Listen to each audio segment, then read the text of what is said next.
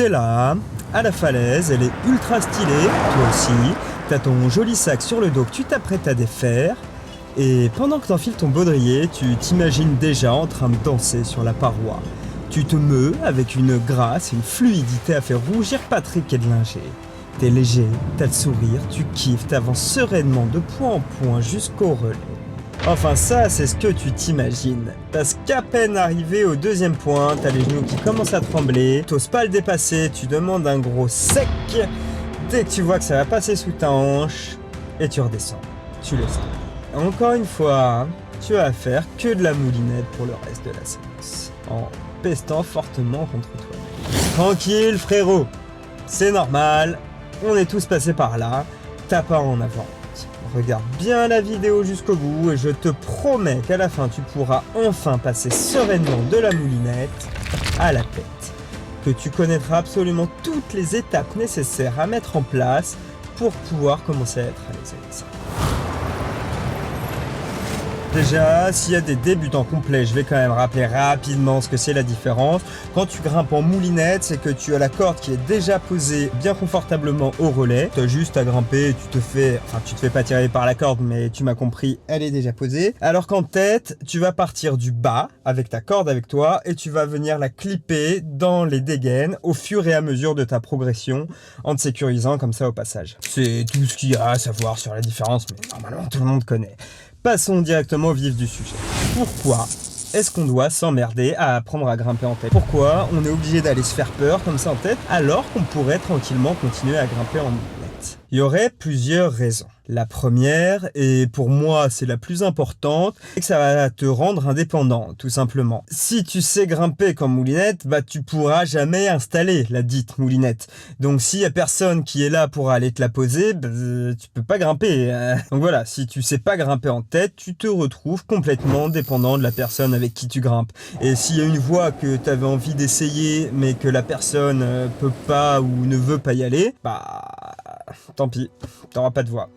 Deuxièmement, et ça c'est aussi important selon moi, c'est que ça va vite devenir plus agréable de grimper en tête. Au début, ça fait peur, mais en fait, au bout d'un moment, et même assez rapidement, tu vas vite te rendre compte qu'on a beaucoup plus de liberté, qu'on n'est pas gêné dans nos mouvements, que la corde, elle va pas frotter contre des rochers. C'est juste plus agréable de grimper en tête. Si je devais faire une comparaison un peu bête, ce serait comme de conduire une voiture automatique ou manuelle. Ok, c'est un petit peu plus simple de conduire une voiture automatique parce que t'as pas à t'emmerder avec les vitesses, mais tout le monde sera d'accord avec moi, je pense, pour dire que c'est plus agréable de conduire une boîte manuelle où tu passes tes vitesses et où tu ressens les accélérations. Bah, en tête, c'est pareil. Ok, c'est un peu plus simple en moule, mais une fois que t'as l'habitude, c'est plus agréable en tête. Putain, mes cheveux, ils tiennent pas en place. Un truc de ouf. Dernière raison. Pour moi, c'est la moins importante. Pour d'autres, ce sera la plus importante. Ça va dépendre de chacun. Tout simplement que c'est comme ça qu'on grimpe. Je mets évidemment d'énormes guillemets là-dedans, mais je suis obligé de parler de ça. Ce que je veux dire par là, c'est que l'escalade qu'on pratique s'appelle l'escalade sportive. Dans le mot sportive, il y a sport, et dans le sport, il y a des règles. À nous de choisir ou pas de les suivre et de les respecter, mais elles sont là. Elles existent, et si je vous fais une vidéo qui vous explique comment et pourquoi apprendre à grimper en tête, je suis forcément obligé d'en parler. Une de ces règles dit que pour valider une voie, pour pouvoir faire la petite croix, la cocher, il faut la voir enchaînée en tête. Qu'est-ce que je veux dire par valider? Bah, c'est qu'une voie en moulinette, ça compte pas. C'est pas validé par la Fédé. Tu peux pas dire je l'ai faite. Enfin, tu peux le dire, mais ça compte pas, quoi. C'est pas validé. You know what I mean? Sorry. Je veux vraiment pas faire le vieux con arrogant qui dit gna gna gna, la vraie grimpe, c'est en tête, etc. Enfin, je veux dire, en partant de là, la vraie grimpe, c'est sans corde, les gars. Donc, ferme les bouches. Mais je dois quand même expliquer les choses. Alors, je suis obligé de le préciser. Tu peux pas avancer un niveau que tu n'as pas grimpé en tête. Je répète, tu ne peux pas avancer un niveau que tu n'as pas grimpé en tête. L'escalade, c'est trois choses. C'est de la technique, c'est du physique et du mental. Si tu enlèves la partie mentale, donc si tu grimpes en moule, t'enlèves un des piliers de l'escalade. Donc ton 6B en moule, il compte pas. Voilà. Et libre à toi de faire ce que tu veux de ça. tu peux tout à fait t'en battre les couilles. Donc voilà, ton niveau, il n'est pas déterminé au hasard. Tu peux pas dire je suis un grimpeur de ci, de ça, etc. Juste comme ça au pif parce qu'une fois, t'as fait telle ou telle voie. Normalement, ton niveau, c'est celui des voies que tu peux grimper, disons, environ 8 fois sur 10 en tête à vue. Et en falaise. Donc là, je sais qu'il y en a qui vont tirer la gueule parce qu'évidemment que notre niveau en tête, à vue, en falaise, machin, il est beaucoup moins stylé que celui qu'on a fait une fois en moulinette, en tombant tous les mètres à moitié tiré par notre partenaire. Tu vois, c'est normal, normal. Je sais que ça peut prêter à sourire, que ça va en faire ricaner certains. On en voit de temps en temps des gens qui t'annoncent des niveaux complètement débiles. Enfin bref, je suis en train de m'écarter. Mais fallait quand même en parler. Libre à chacun de faire ce qu'il en veut. Ma meuf, par exemple, elle en a rien à péter de son niveau, en tête, à vue, machin, etc. Elle grimpe depuis des années, elle grimpe très bien, elle adore le bloc, elle aime pas être en tête et il n'y a aucun souci en fait. C'est pas grave, c'est vraiment pas une honte, c'est propre à chacun. Et le plus important, c'est de kiffer sa voix et sa pratique.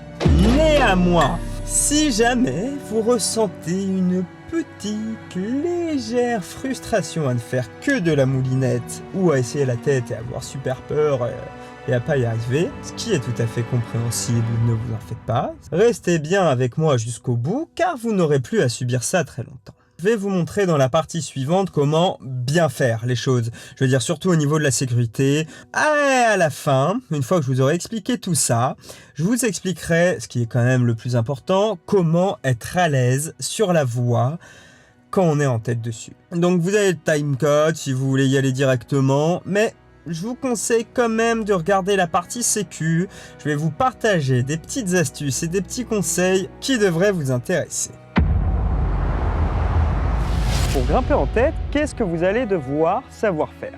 On va avoir 3 éléments. Bien savoir faire son nœud de 8, bien savoir placer ses dégaines et bien savoir faire sa manip au relais. Le nœud de 8, je suis à peu près sûr que vous savez déjà le faire. C'est littéralement la première chose qu'on apprend à faire lorsqu'on commence l'escalade, mais malheureusement, il est souvent pas très bien fait. Il y en a qui parlent de la méthode avec la tête de la poupée. Il y a plusieurs façons de faire son nœud de 8. Il y en a pas mal qui sont chiantes, je vais vous en montrer une qui marche à tous les coups. Vous prenez votre corde, environ une longueur d'épaule, vous venez la mettre devant vous, faire une boucle, une deuxième boucle, et vous allez venir passer le brin à l'intérieur. Ça va vous donner un nœud de 8 absolument parfait.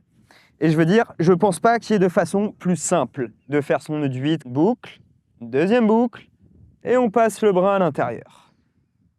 Ma méthode, que je vous ai montré avant, avec mes 2 boucles, la deuxième boucle, on va avoir ce brin-là, okay, qui doit être vers la droite. Quand vous commencez à venir le doubler, votre nœud, faut pas qu'il soit vers la gauche, ok? Faut que ce brin-là soit vers la droite et que cette boucle passe au-dessus. Ensuite, on vous a toujours dit, il suffit de venir le doubler. Le problème, c'est que juste le doubler, ça veut pas dire grand-chose. Okay, donc regardez bien, faites exactement pareil et vous n'aurez jamais de mal à le défaire. À ce moment-là, vous venez déjà bien coller à votre ponté. Il ne faut pas qu'il soit loin. On vient le mettre hop, proche. Vous venez passer à droite du brin de droite. Ok. On le rapproche bien. Ensuite, par-dessus la boucle du haut.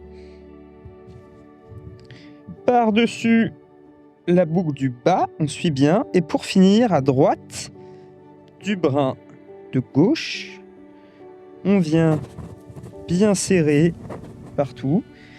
Et il faut que tous nos brins soient vraiment bien parallèles. Ok ? Normalement, si vous avez fait comme moi avec environ une largeur d'épaule, il vous restera ce petit bout, pas plus. Vous pouvez simplement venir faire un petit nœud d'arrêt. Mais voilà. Une fois que votre nœud est fait, qu'il est bien, qu'il est parfait, vous allez pouvoir décoller. Évidemment, jusqu'à la première dégaine, il faudra être extrêmement vigilant et faire vraiment très attention. Votre assureur doit être là, en train de vous parer, ok ? Parce que si vous tombez, il n'y a rien qui vous retient. Dans les voies faciles, évidemment, ça va. Mais si la voie est dure, c'est un peu plus embêtant. Notamment ici en Nouvelle-Zélande, on a vraiment eu la fâcheuse tendance de découvrir que les premiers points sont ultra hauts.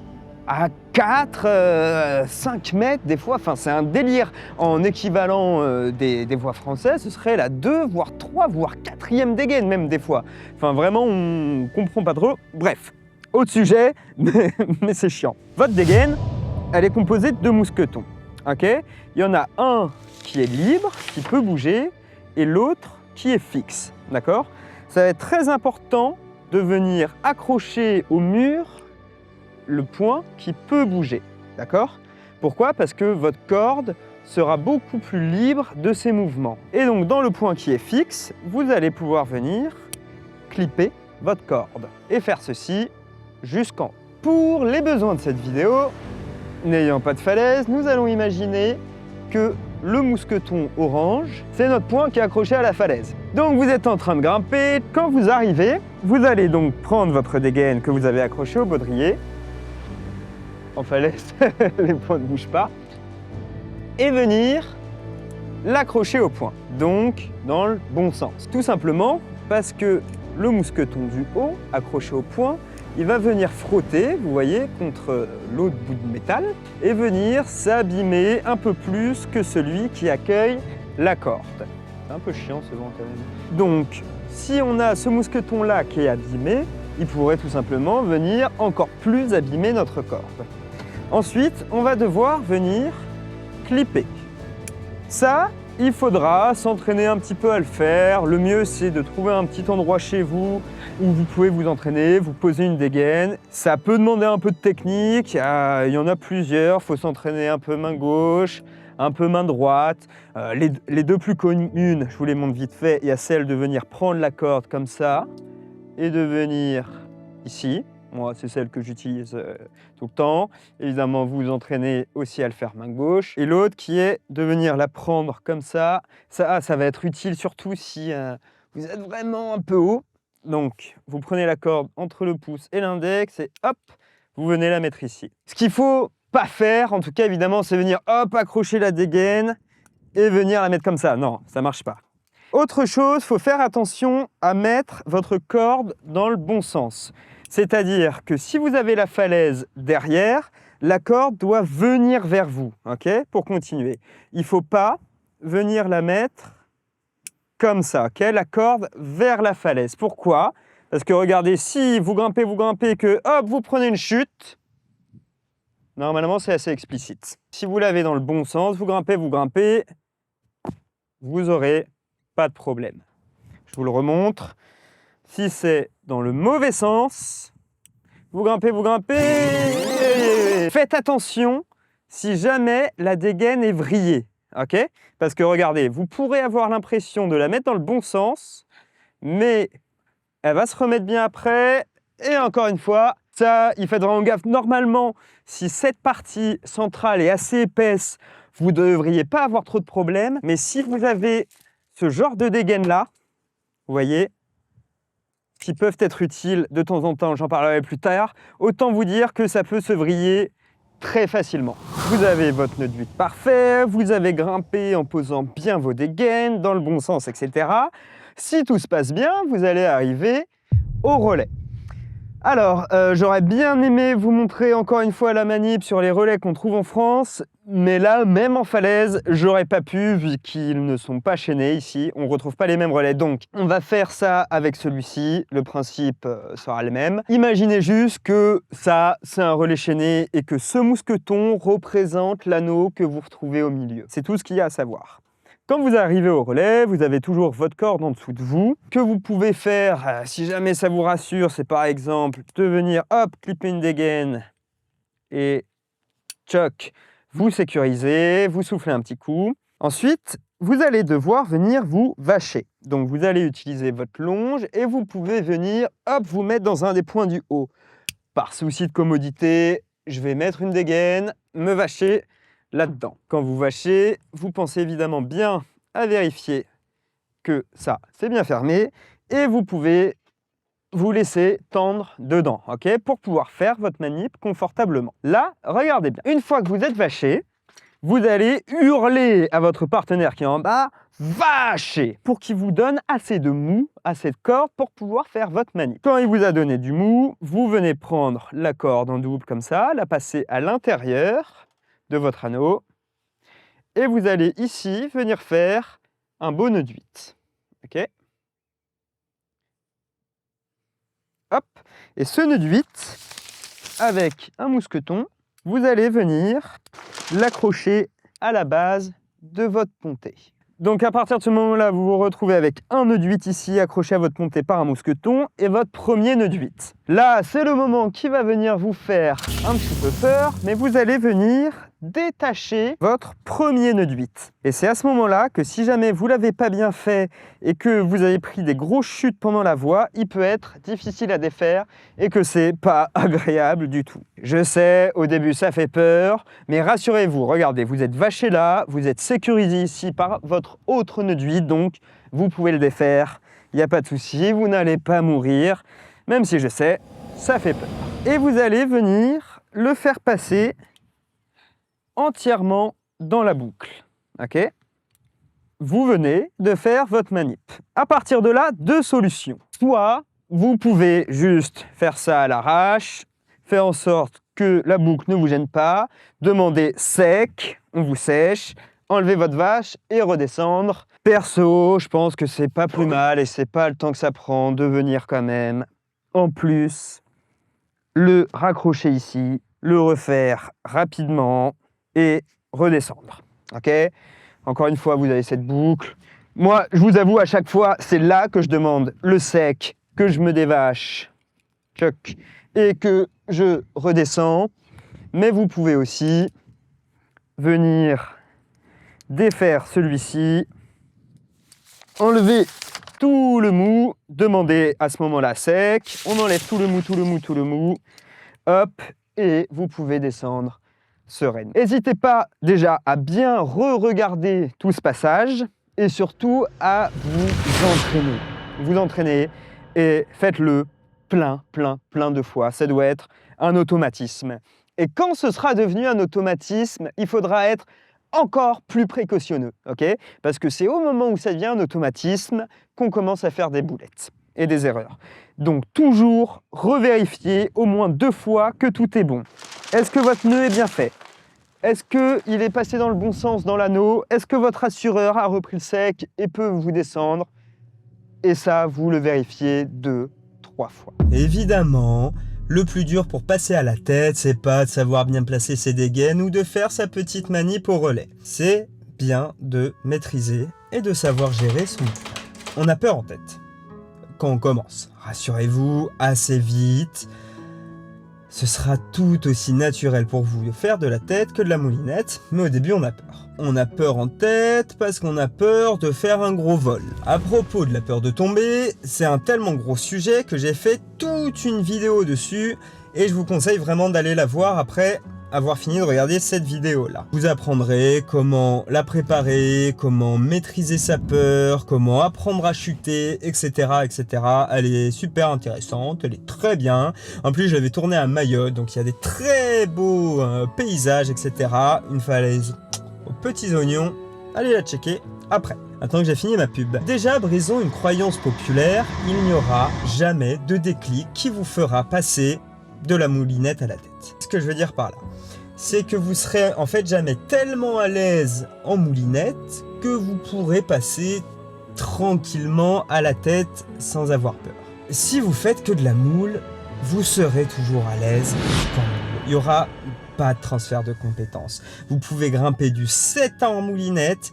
Si vous passez en tête, vous allez faire ouin dans une 5. Ça peut prêter à sourire. Je vous promets que j'ai déjà vu des grimpeurs comme ça. Donc ayez bien conscience que vous pouvez tout à fait, mais vraiment tout à fait grimper des années et des années. Si vous faites que de la moule, vous aurez toujours peur en tête. Il n'y a pas de secret. Pour ne plus avoir peur en tête, il va falloir faire de la tête. C'est d'ailleurs peut-être ton cas, à toi qui regarde cette vidéo et qui aimerait enfin pouvoir passer en tête, et rassure-toi, ça arrive. Oui, je te le promets, toi aussi, tu peux grimper en tête. Tout le monde en est capable. Il suffit d'avoir la bonne méthode. Et ça tombe bien, c'est ce que je te partage. Le plus important, ça va être d'y aller extrêmement progressivement. Ok ? Donc pour ça, la première étape, ça va être de bien choisir ta ou tes premières voix. Tu peux commencer en salle, c'est même assez loin d'être déconnant si ça te rassure pour tes manips, etc. Mais je vais partir du principe soit que tu n'as pas de salle à côté de chez toi, soit que tu as déjà essayé quelques fois. Mais de toute façon, par expérience, même si tu commences en salle, il y a 9 chances sur 10 que tu ailles faire ouin ouin dès que tu vas te retrouver sur une falaise. Donc voilà, je passe direct à la falaise, mais tu m'as compris, tu peux commencer en salle. T'inquiète, je dis que tu fais moins sur la falaise, mais c'est normal, hein, c'est le cas de tout le monde, c'est intimidant une falaise. Même si fondamentalement c'est qu'un gros caillou, c'est intimidant, on a peur en falaise. C'est normal, t'en fais pas. Notre première voix où tu vas faire tes premières fois en tête, elle va devoir avoir 2 caractéristiques. Être facile, et j'insiste sur le facile, dans le 4e ou le 5e degré grand maximum, genre une 4 quelque chose ou une 5A, c'est très très bien. Et ce, même si tu as beaucoup d'expérience en moulinette ou en bloc, même si tu as déjà fait des 6B, des 6C, je sais pas, ce que tu veux, mais que tu as encore pas en tête, on reprend depuis le début. Tu vas dans des voies faciles. Vraiment, j'insiste là-dessus. On fait les choses dans l'ordre, l'ego, on s'en fout complètement. Ce qu'on veut, c'est apprendre. Et une voie courte. Elle doit faire, disons, je sais pas, peut-être 10-15 mètres grand max. Mais si elle peut faire moins, c'est bien. Si elle fait entre 6 et 8 mètres, c'est très bien. Aucun souci. Aucun souci, au contraire, c'est même mieux. Tu prends la voie la plus facile et la plus courte que tu peux trouver. La voie doit être facile, ça je pense que tu t'en doutes. Pourquoi elle doit être courte ? Il y a plusieurs raisons. La première, c'est que ça va être moins impressionnant. Et nous, c'est ce qu'on veut. Une voie pas impressionnante du tout. On veut faire nos premiers pas en tête, on veut que ça se passe bien, minimiser au maximum la peur pour pouvoir avoir le plus possible confiance après. Donc voilà, une voie pas intimidante du tout, une petite voie nounette, toute mignonne, dans laquelle on sera bien. Un des facteurs qui peut intimider en escalade, ça peut être la hauteur. Donc, on prend une voie où on est sûr que la hauteur ne nous fera pas peur. Perso, j'avais le vertige, dès qu'il y avait un peu trop de hauteur, je me retrouvais vraiment pas bien, et ça permettra aussi à ton assureur de te voir, donc c'est cool parce que tu seras physiquement plus proche de lui, ce sera rassurant, tu pourras parler avec lui, communiquer, il te rassurera. Si tu fais ta manip pour la première fois, il pourra visuellement te voir en train de la faire, il pourra checker que t'es pas fait de la merde, etc. Enfin, c'est bien que vous puissiez avoir un peu plus d'échanges et de contacts. C'est pas pour faire le mec, mais ma première voix en tête, je l'ai faite dès ma première séance de grimpe. En fait, en arrivant à la falaise, j'y connaissais absolument rien, mais j'ai vite vu qu'il y avait 2 teams. Ceux qui grimpaient en tête et ceux qui grimpaient en moulinette. Les mecs stylés qui partaient, qui posaient les moules, et les autres, dont je faisais partie, qui restaient là à attendre, etc., que ce soit prêt.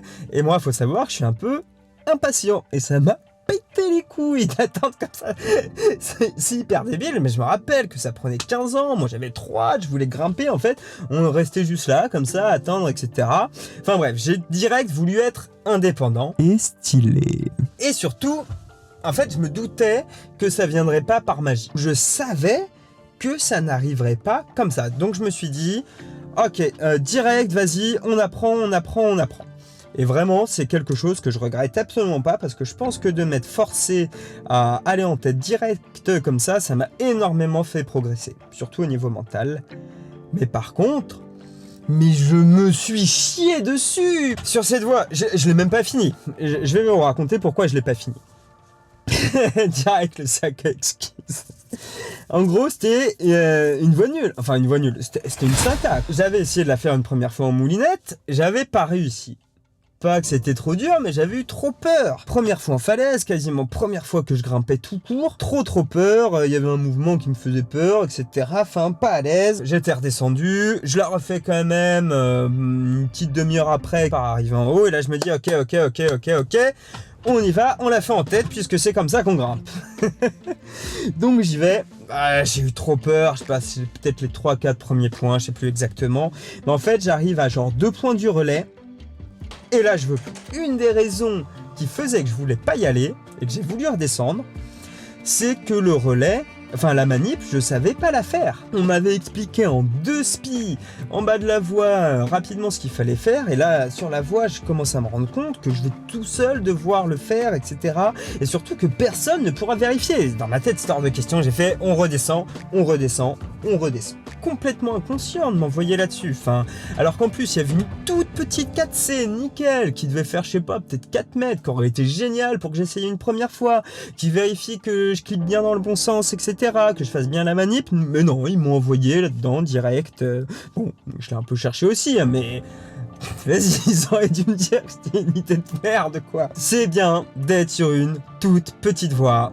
Ça vous rassurera, faites-moi confiance. L'important, c'est vraiment d'en faire, de prendre confiance en vous, de vous rendre compte que vous faites de la tête et de répéter le processus. Dans le premier temps de votre apprentissage de la tête, faites un maximum de voies faciles.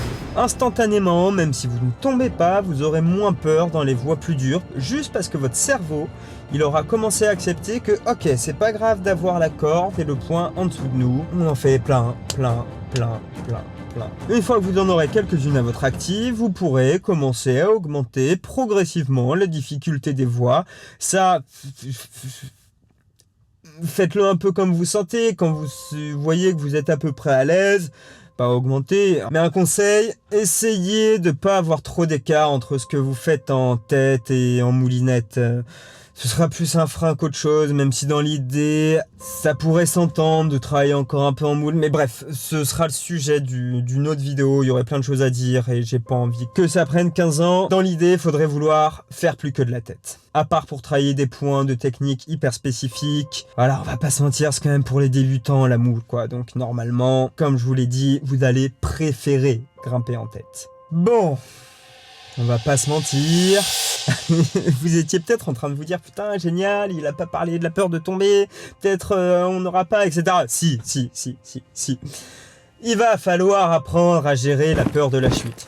Et il n'y a pas de secret pour ça, vous allez devoir apprendre à chuter. Rassurez-vous, encore une fois, tout le monde en est capable. Vu que c'est un gros sujet, comme je le disais, j'ai une vidéo entière là-dessus, elle est super bien. Normal, c'est moi qui l'ai fait. Allez la voir, vous pouvez un peu la prendre comme la partie 2 de cette vidéo-là. Avec ces 2 vidéos, celle que vous êtes en train de regarder maintenant, plus celle sur la peur de tomber, normalement, grimper en tête, ça aura plus de secret pour vous. Conclusion.